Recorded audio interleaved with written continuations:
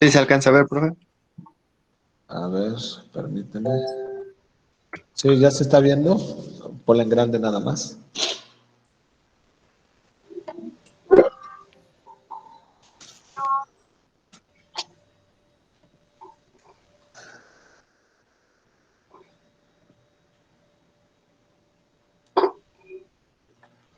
Listo.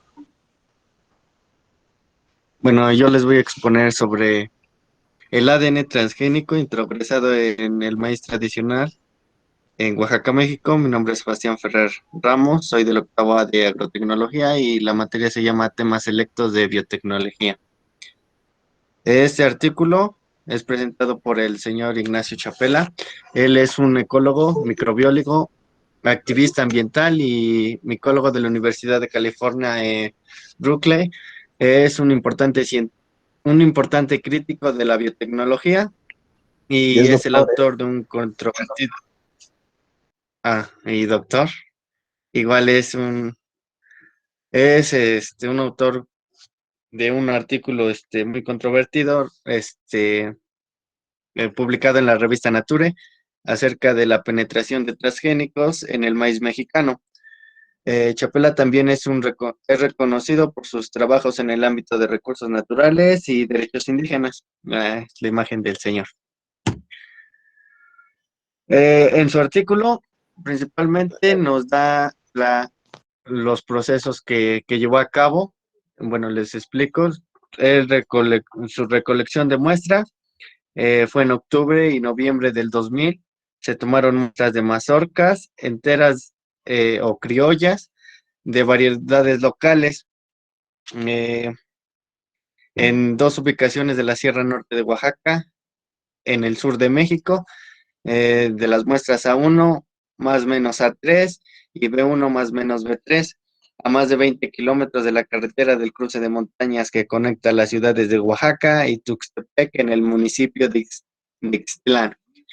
Se obtuvo una muestra de grano a granel adicional del K1. Esta muestra se obtuvo de la DICONSA, que antes la Comisión de Subsistencia Popular, que distribuye alimentos subsidiados en todo el país. Bueno, se tomaron muestras de maíz criollo y más aparte se tomó la muestra de la DICONSA. Los controles negativos fueron muestras de mazorcas de maíz azul del Valle del Cusco en Perú, SP1, y muestras de Gildebrand, Bacillus thuringiensis, BT, maíz BT1, Monsanto Corporation y maíz Roundup Ready, RR1, igual de Monsanto Corporation. El 35S promotor es utilizado para incorporar ADN transgénico durante la transformación de plantas, ideal para detectar construcciones transgénicas. Y este promotor se detectó o se trataba de buscar en los maíces nativos, ya que al encontrar nosotros el promotor 35S, pues nosotros nos daremos cuenta que hemos tenido una introgresión de ADN transgénico en nuestros cultivos nativos. Y acá dice que se detectó presencia de un elemento en construcciones transgénicas. Actualmente, este promotor actualmente está en el mercado y es el 35S promotor del virus del mosaico de la coliflor. Este es su plásmido, la estructura que encontré. La detección del 35S promotor. Bueno, su detección se realizó usando una reacción en cadena de la polimerasa PCR positiva utilizando cebadores específicos para P35S en 5 de las 7 muestras de maíz mexicanas analizadas. Los cebadores son moléculas para identificar partes de genes. Y acá nos dice que 4 de las muestras criollas mostraron una amplificación por PCR débil, aunque clara. mientras que la muestra de Diconsa produjo una amplificación muy fuerte, comparable en intensidad a los transgénicos positivos para BT1 y RR1 control. Bueno, acá nos dice que el maíz con mayor contaminación fue el que nosotros consumimos o el que principalmente se distribuye en la Diconsa. Y bueno, nos dice que el maíz nativo de esa zona de Oaxaca ya empezaba a tener rasgos, aunque débiles, pero ya se empezaban a percibir. Otras pruebas de PCR de las mismas muestras mostraron la presencia de la secuencia de terminador de la nopalina sintetasa de Agrobacterium tumefacis tenos en 2 de las 7 muestras criollas.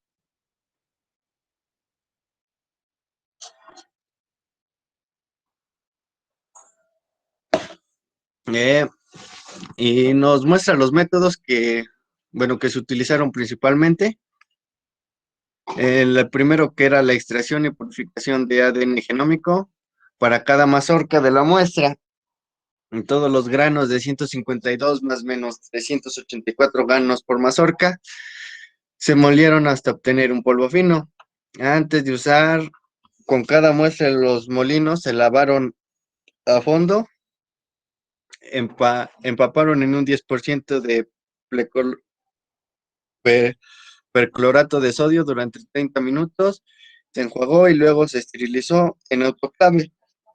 Esto se hizo para no contaminar las muestras y se extrajo ADN genómico de 10 miligramos de polvo con un paso de purificación adicional, y para esto se utilizó el kit Geneclen.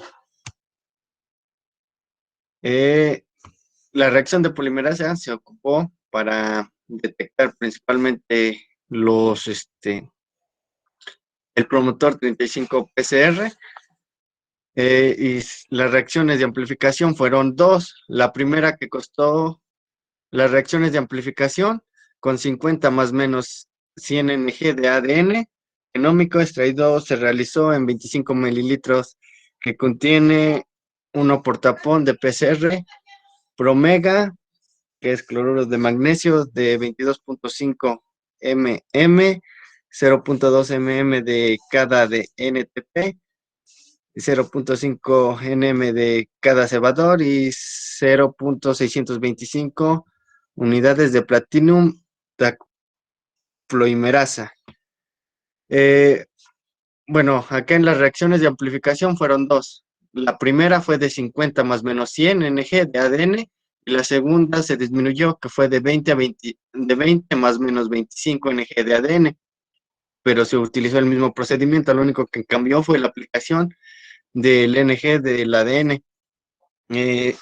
Después se realizaron en un termociclador de PTC 100 con los siguientes parámetros, que fue la desnaturalización inicial a 95 grados centígrados durante 2 minutos, de 40 ciclos cada uno, con desnaturalización a 95 centígrados durante 45 segundos, reconocido durante 1 minuto a 60 grados centígrados, entre 56 grados centígrados para CMB, en NOS, respectivamente. La extensión fue de 72 grados centígrados durante 1 minuto, y una extensión final de durante 5 minutos a 72 grados centígrados. La segunda que se utilizó fue la PCR inversa, en cual el ADN de IPSR se dirigió con EcoRB Promega, se dirige a un único sitio de digestión interno. Esto es para detectar el promotor 35S.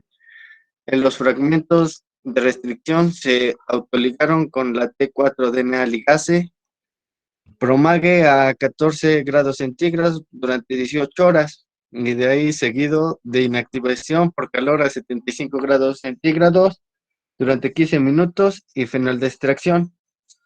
Los productos circularizados purificados se reducieron en 10 mililitros de T de 1 a 10 por 10 milimol en litro de 1 de TIRS a pH de 8.5, de 1 milimol por litro menos de 1 EDTA. La amplificación por PCR se realizó utilizando cebadores diseñados específicamente para el promotor. Estos diseños, bueno, cebadores son diseñados específicamente para marcar las moléculas con el ADN de este promotor, del 35S. La introgresión del ADN transgénico. El gobierno y el Instituto Nacional de Ecología, INE y Comisión Nacional de Biodiversidad, CONABIO, estableció un esfuerzo de investigación independiente.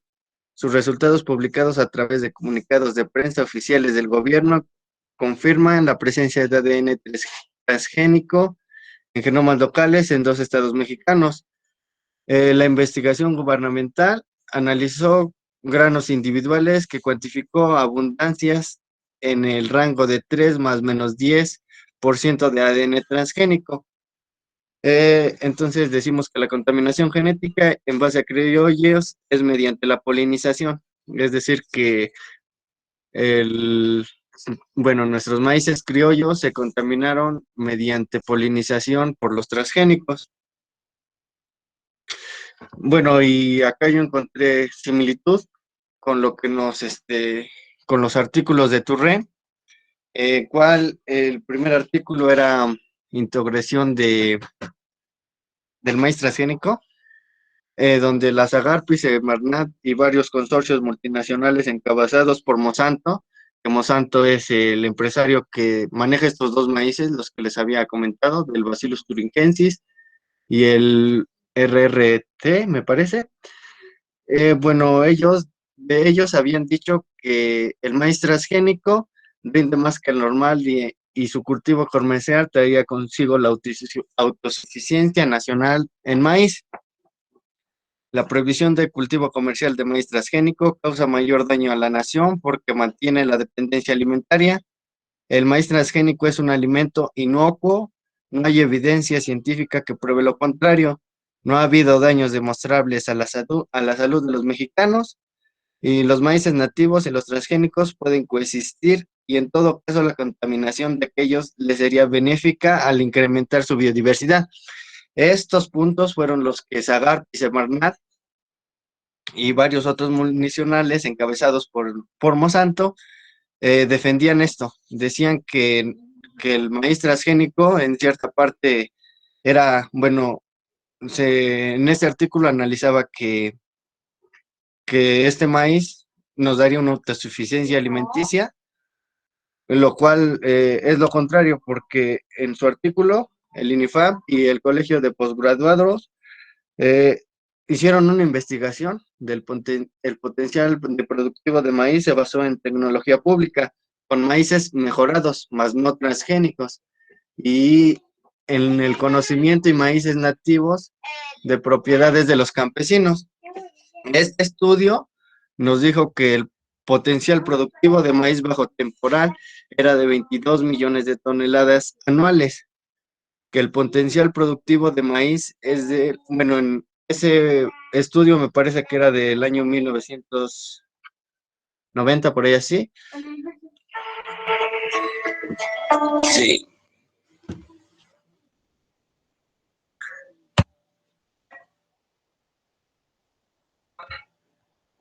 ¿Se sigue escuchando? Adelante. Sí. Que, ¿Sí se oye? sí. Sí. Sí. Entonces sí me escucharon todo lo que dije. Hasta Sí, Sí, se va. pensé que entonces me quedé en esta. Así es. Se En va. perdón.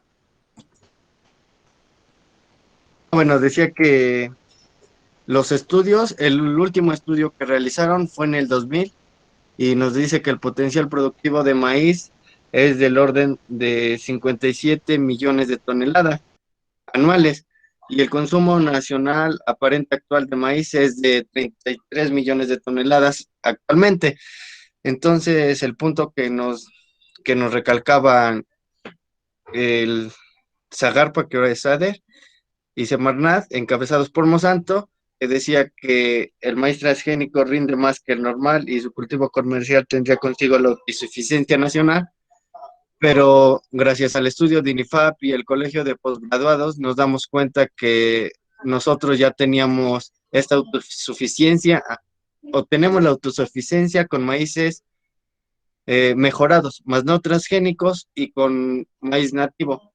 Entonces, eh, esto es por Turra en 2015, el cual nos cuestiona cuáles son las evidencias de Monsanto y el puñado de científicos mexicanos para asegurar que el transgénico del cultivo de maíz se recuperará la autosuficiencia nacional. Bueno, pues cuando nosotros o el INIFAP y el Colegio de Postgraduados nos dicen que siempre hemos podido generar nuestro potencial productivo de maíz para nuestra alimentación, y el gobierno, pues principalmente porque les ha creído a este, a, bueno, no les ha, ¿por qué le ha creído más el gobierno mexicano a su propia comunidad científica independiente? Bueno, a mi punto de vista, yo creo que tendría que ver mucho porque como tal, Monsantos lleva el mando de Zagarpa y Semarnat, los cuales están defendiendo los puntos de que se pueda seguir sembrando el maíz transgénico. Y el INIFAP y el Colegio de Postgraduados demuestran que ese punto que Zagarpa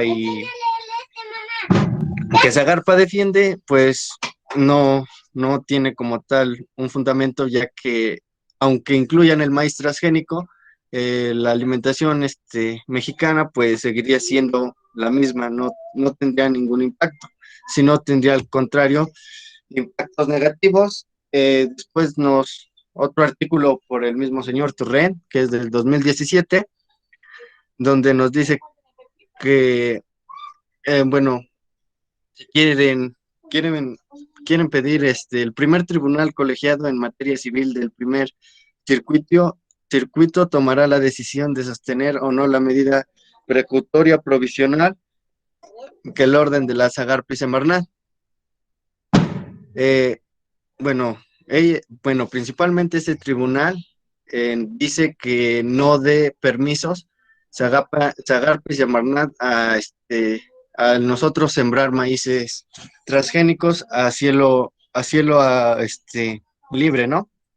La catástrofe sería que esa siembra masiva de maíz transgénico se convertiría en un par de años en una fuente inagotable y irreversible de contaminación del maíz nativo mexicano y de sus parientes silvestres, como nos decía el primer artículo de Ignacio Chapela, que principalmente ya se ocupa el maíz. Bueno, la mayor muestra de maíz transgénico que se detectó fue en maíz de Diconsa, y habían quedado que el acuerdo que del maíz transgénico sería para consumo industrial y no para consumo humano, pero pues en el caso contrario fue fue que la diconsa pues presentaba mayor contaminación de maíz transgénico.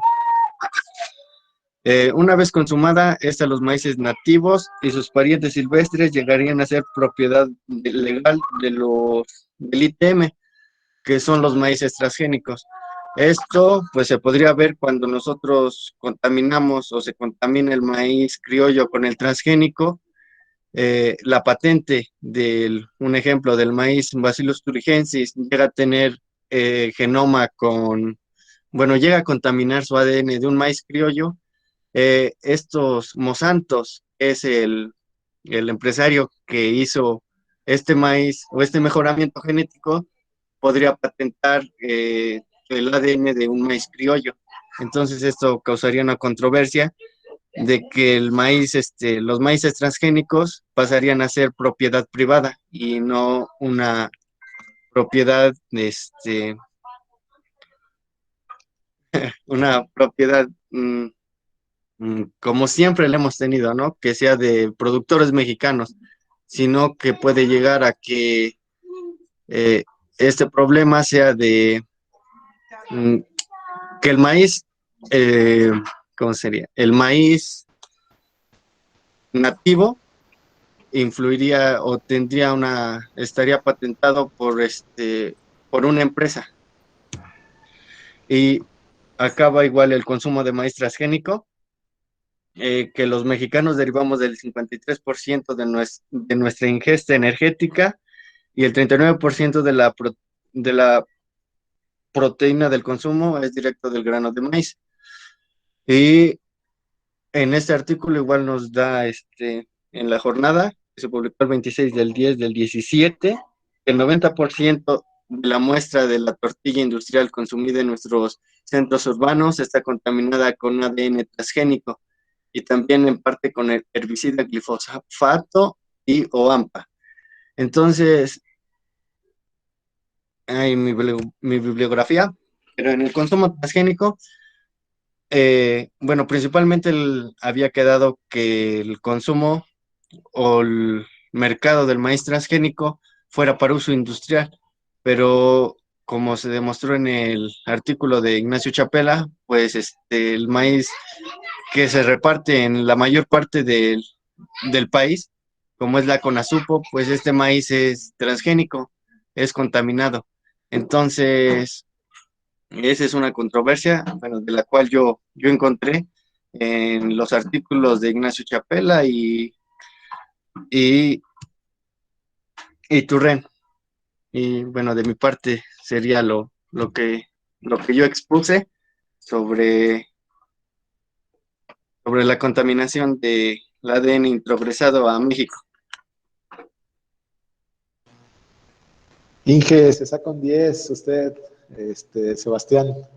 Hay falta muchas cosas, pero ante todo, le agradezco mucho por tratar de entender también a Ignacio Chapela y su contexto. Son científicos ya ellos consagrados por diferentes tipos de instituciones. Eh, Hasta aquí, yo quiero primero que nada, dudas y preguntas para Sebastián, porque de ahí nos vamos a partir hacia el término de este tema, ya de Turrent, y nos vamos a ir ya por lo lógico. Entonces, o por lo que sigue después de esto de Ignacio Chapela. Preguntas, dudas y comentarios. Adelante, Rafa.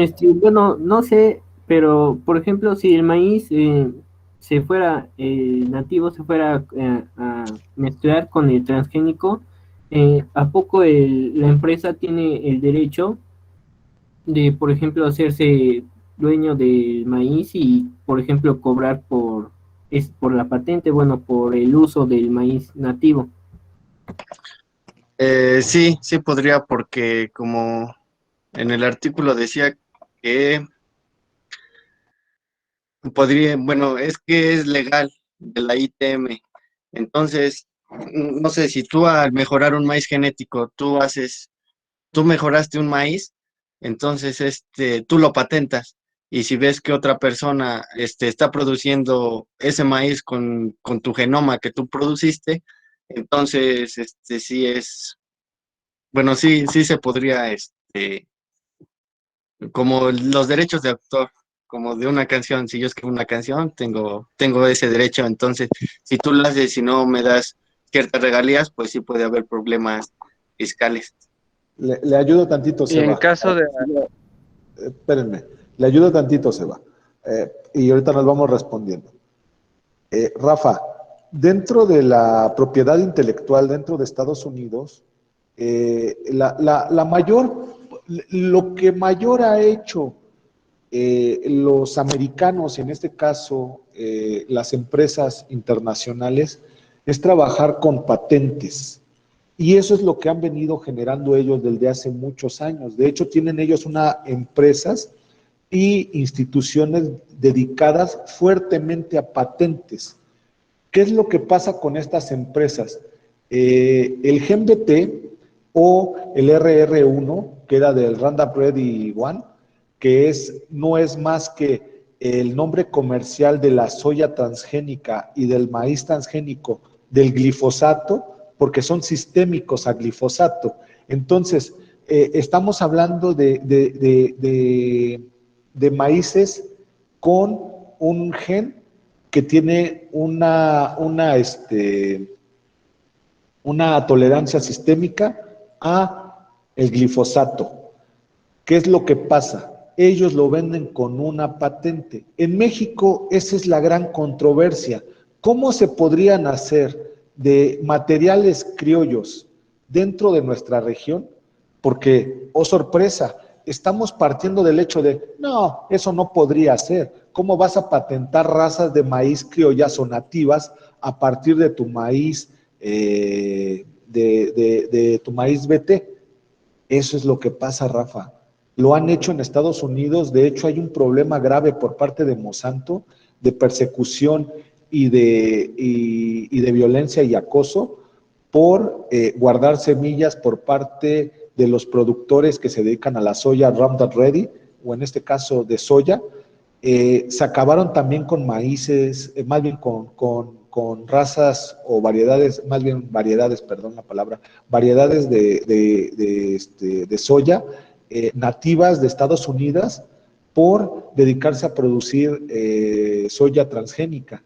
Y el problema creció tanto que son problemas hacia la salud muy fuerte, primero por el uso de glifosato y dos, porque son empresas que trabajan hacia patentes. E imagínense que los americanos, no estamos hablando de cacahuates, eso sí les quiero decir, ingenieros, estamos hablando de un sistema corporativo el cual tiene miles y millones, así les digo, de dólares para poder aguantar completamente para poder aguantar problemas legales.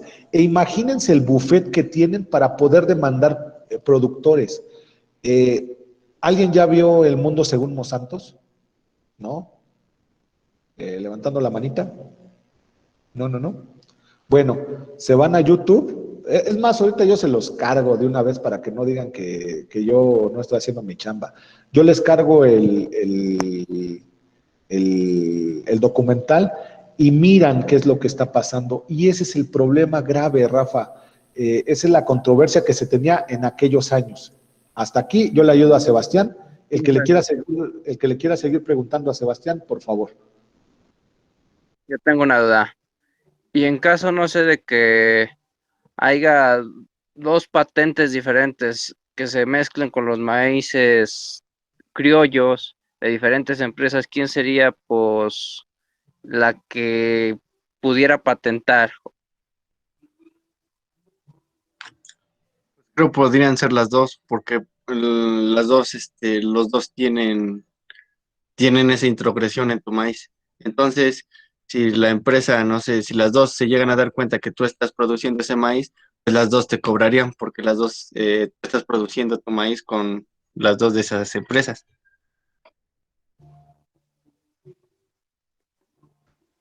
Esa es una O pregunta. no también. Sí, esa es una pregunta muy buena porque también hay cuestiones. La introgresión de los genes del DBT, y en este caso, me parece ser que es el otro, Sebastián, ¿cuál es el otro? ¿Es el BT y el RR1? Ah, Ok. sí, profe. Ahí la idea es quién cobra. La idea no es de quién cobra, sino más bien la idea es de si tú te pueden encontrar produciéndolo y en este caso tú lo llegas a, digamos, es que no es producir, más bien, la idea es que si tú lo llegas a multiplicar o lo ven que tú lo estás, en este caso, produciendo de manera comercial para venta, en algún momento ellos podrían cobrar hasta patente, que ese es el discurso de Ignacio Chapela, es hasta dónde pueden llegar estas empresas tan leoninas por cobrar un gen que el cual infectó primeramente a los maíces criollos. Y oh sorpresa, el tribunal dentro de México jamás han tomado como eje primeramente la contaminación genética como un punto a favor de dinero para Monsanto, ¿eh? Eso es algo bien importante. Imagínense que nosotros como pueblo mexicano podamos demandar a una empresa como Monsanto por contaminación. Eso es otro problema, ¿eh? Y eso es algo que nadie ha tratado, ¿eh? Adelante, Seba, o Irra, o los que quieran seguir preguntándole.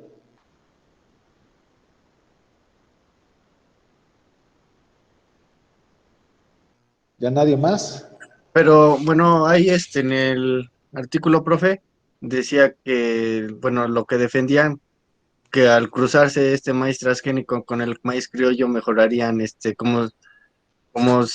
fuera una tipo de evolución del maíz. Fue lo que estaba en el artículo de Turren. Bueno, ahí es un paradigma el cual ellos dicen que podrían mejorar la productividad a través de los genes, pero el problema es que Monsanto no se iba a quedar con las manos cruzadas. O sea, imagínense que de repente yo soy una empresa la cual patenta un gen y de repente el mismo discurso es tratado el mismo discurso que da Turren, lo utilizamos nosotros. Bueno, ya mejoraste mi semilla. Muchas gracias, te agradezco. ¿Creen que se vaya a quedar de esa manera? O sea, el problema no es que tengamos evolución a través del maíz BT, el problema es los problemas tanto de contaminación genética a la ecología dentro de nuestros maíces nativos. Y por otro lado, también está el uso indiscriminado completamente de glifosato para su prevención de malezas, además de, en particular, todo lo que son los caminos hacia, hacia la venta de agroquímicos, que eso es prácticamente una de las partes que habló Turren, si es que ya lo leyeron, porque ya tendríamos que haberlo leído todo, es que Turren también lo dice y lo comentó Seba, una de sus grandes líneas es que abrieron el mercado completamente a empresas, no están utilizando la ciencia nacional. ¿O miento, Sebastián? No, profe. La idea claramente está en hacer de lado a nuestros científicos mexicanos que han trabajado durante prácticamente 50 años y han demostrado con sus estudios. Aquí vimos una estrategia del Colegio de Postgraduados y esa es una manera de desarrollo sustentable, es una idea de desarrollo agrícola, es una idea de desarrollo rural.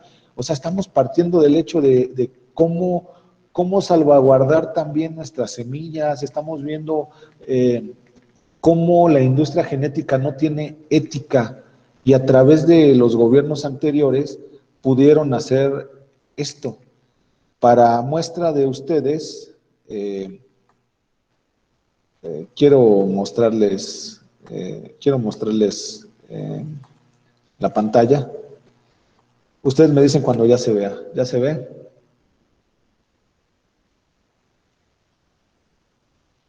Ok. ¿Ya lo ven? Ya. Ya. Ya, profe. ¿Qué sigue después de la prohibición de los transgénicos y glifosato en México según el decreto?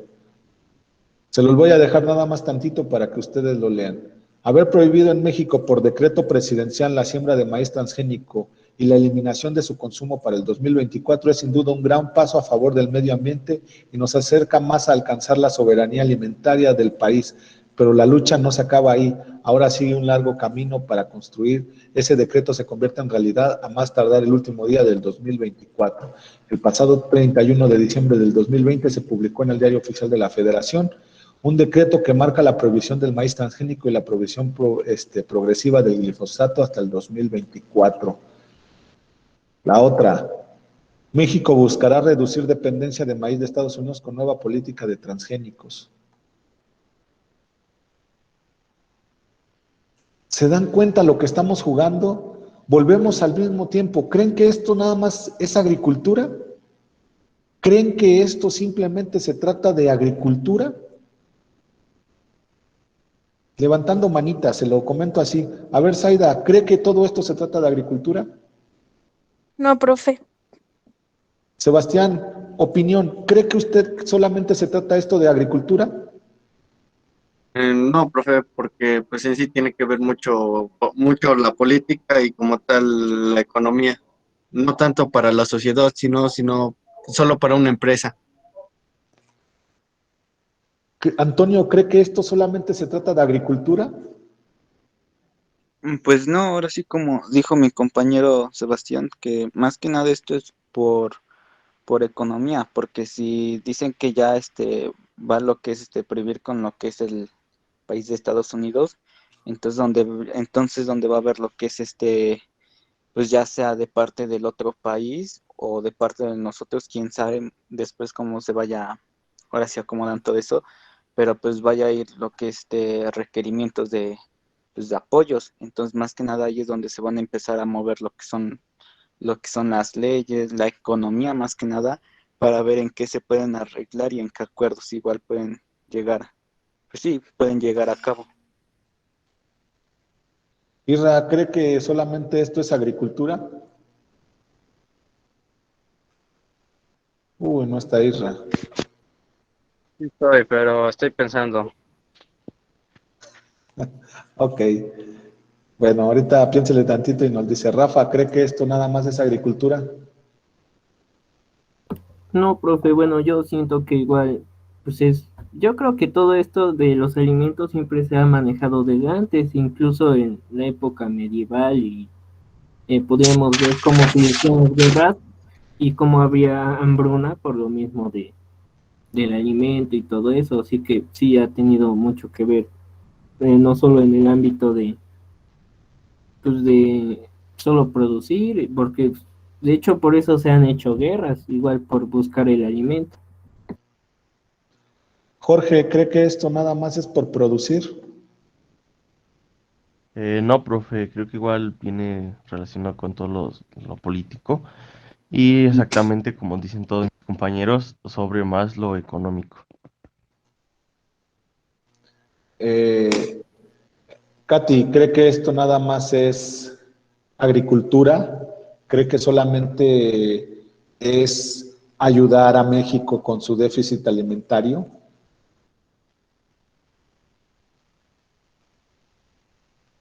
Híjole, no está.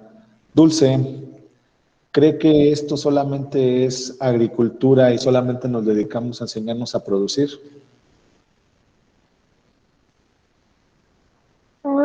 Profe, qué dulce, porque me parece que hay dos. Ah, ok, bueno, primero Dulce García y después Dulce María. Pues no, profe, así como dicen mis compañeros, pues igual lo que importa es pues la economía. Emanuel Flores, ¿cree que esto solamente es agricultura o estamos en un juego perverso? Pues, pues no sé, como que entra de todo un poco, ¿no? Igual lo político, la economía y todo. Entra entre todo. Dulce María Estrada, ¿cree que esto es político? ¿Cree que esto es agricultura? ¿Cree que esto es lo único que necesitamos saber? ¿Producir? Ahora sí, Dulce María No, me Estrada. parece. ¿Mande? Adelante, adelante. Me parece que, bueno, creo que mis compañeros ya dijeron que también es economía y por mi punto de vista, yo creo que intereses personales igual, ¿no? Emanuel, ¿cree que esto solamente son buenas acciones de las empresas transnacionales para ayudar a nuestro país? No, no solo eso. Yo lo veo desde mi punto de vista como una estrategia de conspiración o mercado que potencializó el uso de agroquímicos principalmente en el país para que, bueno, o sea, como que sí, tenemos este maíz, pero pues solo va a funcionar con eso. Y nosotros somos los únicos que lo tenemos. Bueno, eso fue como que una estrategia que yo puedo pensar. La venta masiva del paquete tecnológico completo, no solamente de el ayuda. Tere, ¿cree que solamente esto es agricultura o estamos en un juego más grande que eso? Pues yo digo que estamos en un juego más grande. En primera, Rogelio. porque yo, perdón. Adelante, Mari. Adelante, Mari. Bueno, yo siento que aquí, como dijo Campech, yo siento que esto es pura estrategia económica. No sé por qué, porque en México es un país donde puede ofrecer mucho. Y yo siento que todo es un contexto en cuestión de manejo económico y político. Muchas gracias, Tere. Rogelio, ¿cree que solamente estamos estudiando agricultura o siente que nos estamos abordando en otros temas que no deberíamos de meternos, solamente deberíamos de dedicarnos a producir, a enseñar a producirnos? Pues no, porque la agricultura es una de las industrias en la cual se ve involucrada muchos aspectos y pues es donde la humanidad pues debe de subsistir, además de que en lo económico y político pues debe de haber una interacción y pues de todas maneras el crecimiento de población puede exceder y después no podemos, como estaba mencionando hace rato, que ya no tenemos terrenos para producir. Entonces, si sigue aumentando la población y los políticos pues no crean estrategias o algo así, pues yo creo que se va a ver afectado todo el planeta. Luis, ¿cree que solamente sea un juego la agricultura o ahora sí entienden la importancia de la agricultura dentro de este juego y rol político?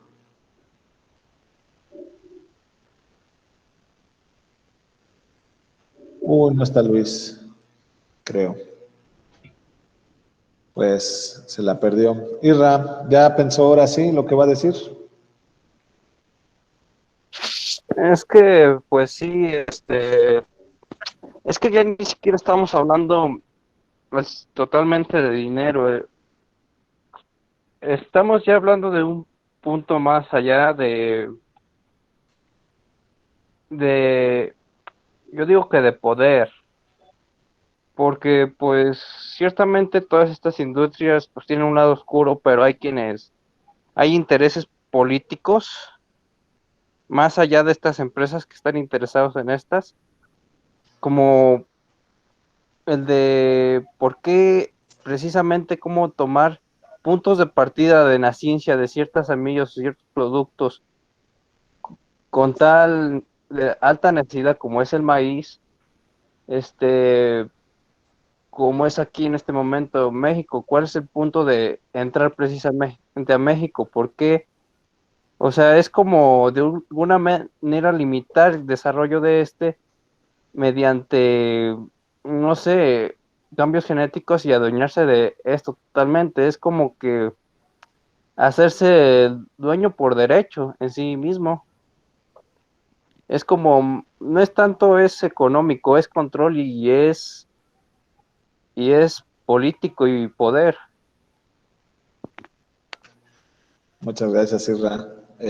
¿Sigue por ahí Katy? Katy, ¿usted ya participó? Creo que no. Nada más está abierto su micrófono y se escucha. Qué pena. Pues bueno, yo creo que vamos a tener que terminar esta clase.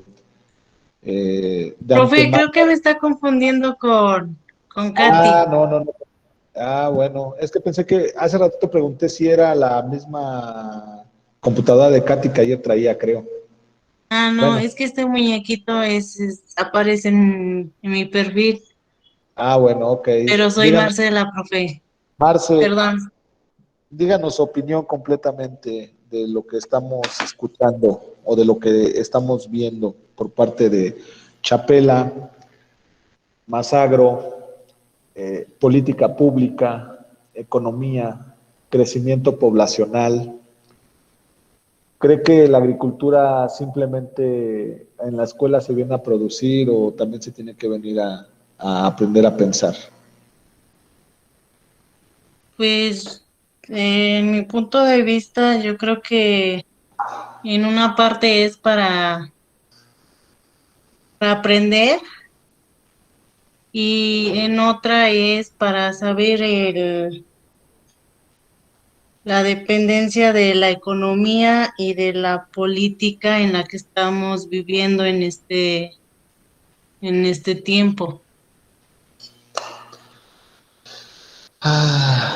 Es muy, de verdad es muy, muy frustrante cuando a veces no entendemos mucho de los conceptos que se trabajan aquí, jóvenes, pero bueno, creo que al final del día esto les podrá servir en algún momento de la vida, más como gentes críticas y analíticas e ingenieros de una carrera de agrotecnología, la cual pues está sustentada en un paradigma como el de Matus, de población, a mayor población, mayor necesidades de alimentos, y si nos siguen vendiendo la idea de que debemos de producir porque no producimos y tenemos un déficit, pues vamos a seguir completamente dentro de lo que el mismo sistema quiere. Yo se los he dicho abiertamente, hay que producir con el fin de ayudar a lo local, hay que producir con el fin del desarrollo rural siga persistiendo, hay que producir porque la anarquía de nosotros como gente ligada al campo implica que nosotros persistamos como lo que somos, agricultores o técnicos o ingenieros dedicados a la agricultura y que simplemente sigamos en esta vida como tal vez estuvieron nuestros padres, nuestros abuelos, y que no se siga perdiendo las actividades. Yo termino diciéndoles que el que es dueño del alimento es dueño del mundo, ¿eh? Y las empresas, como lo dijo Irra, en particular estas empresas tienen un medio de control enorme y tienen bufetes de abogados enormes y tienen pero muchos recursos para poder seguir queriendo dominar el mundo. No se quedan ahí simplemente ellos porque ahorita no los dejan. Entonces, la idea claramente de Turrent y de Ignacio Chapela son esas voces de científicos, tanto americanos como mexicanos, que se interpusieron entre todos estos, entre todos estos, ¿cómo les podríamos decir? Intereses que se tenía por parte de un gobierno mexicano completamente agachado, ¿no? Hoy, si acaso, pues seguimos prácticamente en una línea igual, podríamos hablarlo así de la parte política. Se están haciendo cambios sustanciales, pero también hay cosas que se están haciendo bien y la verdad es que tenemos que mirar a México desde otra perspectiva. Yo se los he dicho siempre, el maíz y la gente que nos dedicamos a producir maíz y la gente que nos dedicamos a la agricultura, somos gente con holística, somos gente con tradiciones.